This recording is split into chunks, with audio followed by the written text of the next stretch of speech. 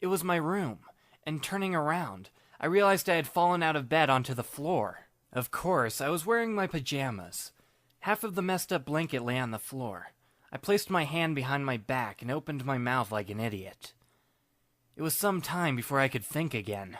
Under a half-dreamlike state, I slowly stood up, opened the window, and looked outside. I saw a few twinkling stars and the shining street lamps.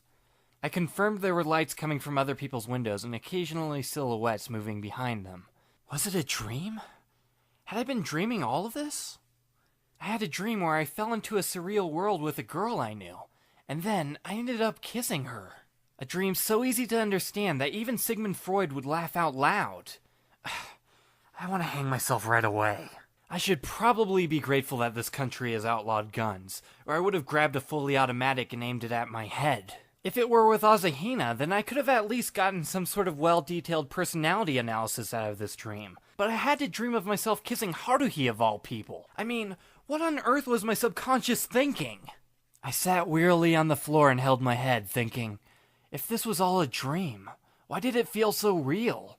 The sweaty right hand, the warm feeling left on my lips?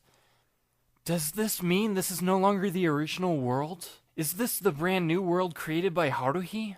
I wonder if there's any way to confirm this.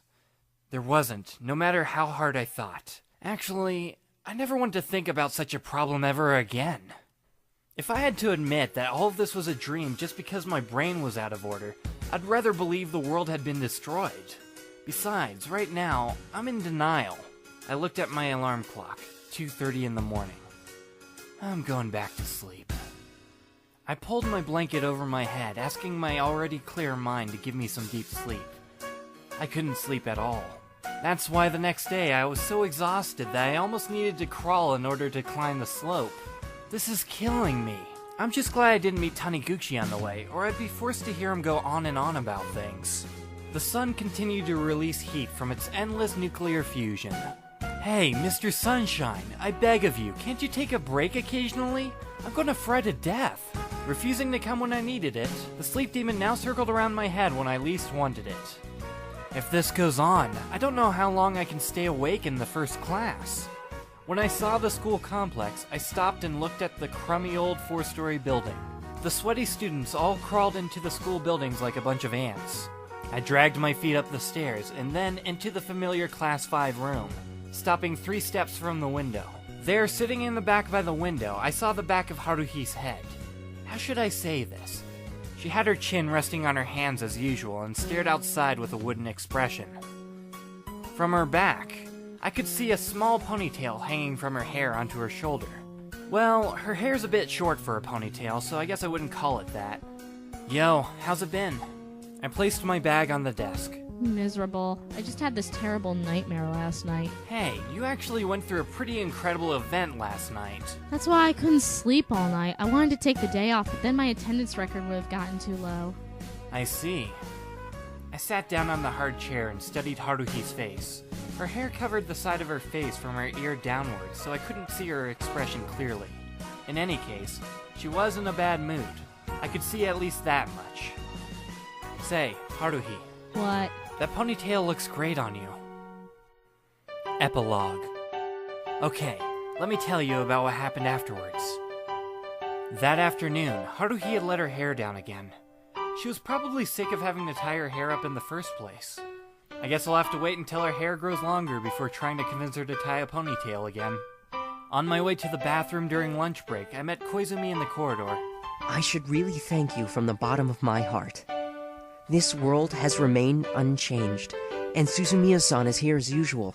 It seems my work will have to continue for a while, all thanks to you, and I'm not just being sarcastic. On the other hand, it's also possible that this world was only created last night.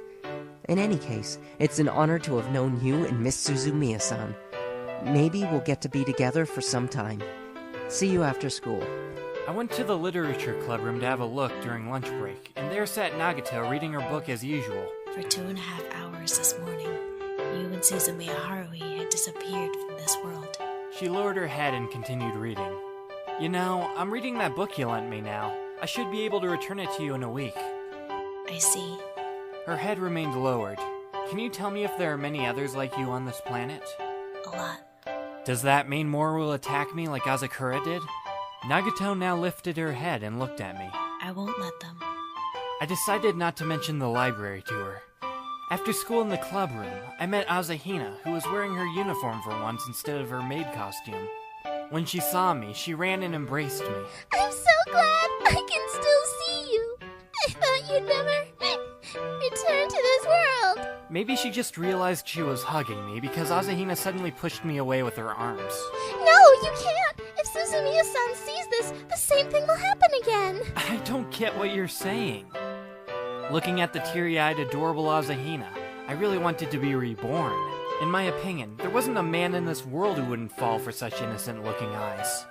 Hey, why aren't you wearing your maid costume today? It's being washed. At that point, I suddenly thought of something and pointed towards my heart. Oh yeah, Asahina, you've got a star-shaped birthmark right here on your chest, am I right? Wiping the tears away from her eyes, Asahina looked as shocked as a dove suddenly shot down by a stray bullet. She slowly turned around and pulled her collar aside to take a look inside her shirt, upon which her face instantly went red. How did you know that? I didn't even know myself. When did you find out? Asahina waved her fists and hit me non-stop while blushing furiously. Your future self told me so. I wonder if I should tell Asahina the truth. What are you two doing? Nothing. Haruhi stood by the door with an astonished face while Asahina's fist stopped in midair with her face going pale at once. Haruhi gave a wicked smile, like an evil stepmother who knows her stepdaughter has just eaten the poisoned apple and is about to die. She lifted the paper bag she was carrying.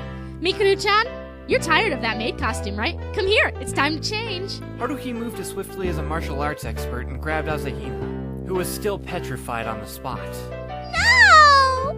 Asahina screamed endlessly as Haruhi forcefully pulled off her uniform. Stop moving, it's useless resisting. This time it's a nurse uniform. I think they're now called hospital attendants or something, but it's all the same. At least lock the door. I had wanted to stay and enjoy the scenery, but finally decided to go outside.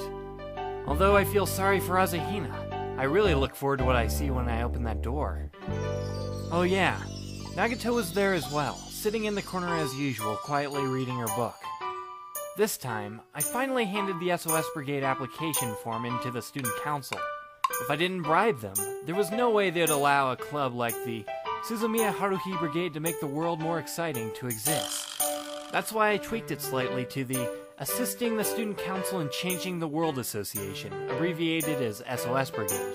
And I altered the club's activities summary to providing all sorts of consultation services to any problems people may encounter at school, and to actively participate in local community services.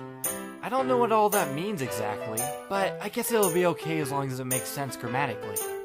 After that, I'll just make some posters about those annoying consultations and stick them on the board. I have a feeling most of the people who come looking for a consultation will not be coming with something interesting. On the other hand, Haruhi's search for mysterious events in town continued for the second time today. According to last time, today's activities should have involved wasting a whole lot of my weekend time wandering around aimlessly. But today, Asahina, Nagato, and even Koizumi all said they couldn't make it because they had something important to do. So, I ended up waiting for Haruhi all alone in front of the train station. Now, I don't know what those three were up to, or whether they genuinely had plans, but since they aren't normal humans in the first place, it's not surprising that they would need to handle something very important in a place I'd never heard of. I looked at my watch. There were still 30 minutes to go before the meeting time. I had stood there for 30 minutes already. In other words, I arrived an hour early. I did this not because I looked forward to today's activities, but because the SOS Brigade had an unwritten rule. Whoever arrives last, whether late or not, has to pay a fine. Besides, there were only 2 people involved in today's activity. I lifted my head and saw a familiar figure casually dressed. She probably never expected me to arrive so early and stood stunned on the spot. She then grumpily walked towards me. Was she frowning at the low attendance rate, perhaps? Or maybe the fact that she arrived last? Well, I'll just have to ask her, when she's buying me lunch, of course. By then, I'll have many things I want to talk to her about, like where the SOS Brigade is going from here, ideas for Asahina's next cosplay, trying to get her to talk to other classmates for once, and asking her what she thinks of Sigmund Freud's psychoanalysis. However, I need a good starting topic before that. I think I've got just the thing. That's right. I've decided to talk to her about aliens, time travelers, and espers.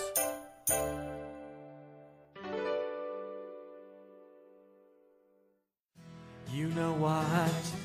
If I could solve all the mysteries and the wonders of this planet, I would keep my mouth shut and not ever tell a soul.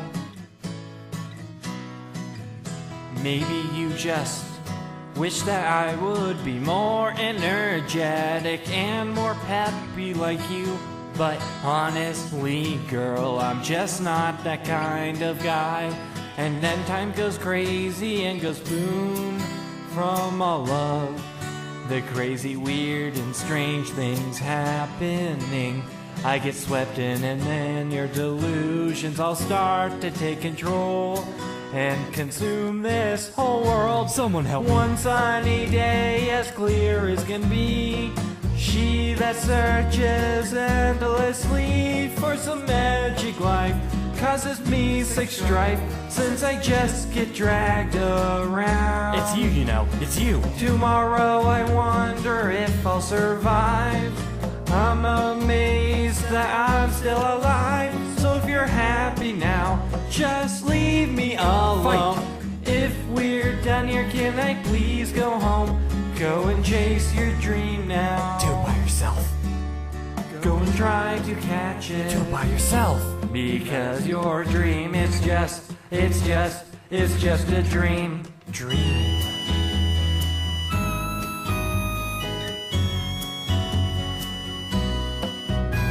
Hey, come on, we'll go together.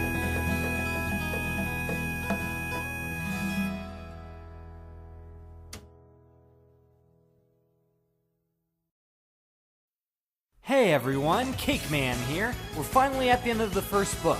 I just wanted to thank everyone for supporting us. We really wouldn't have gotten this far without you guys. But don't worry, this isn't the end. We plan to keep doing these as long as we can. So stay tuned next time for The Boredom of Haruhi Suzumiya.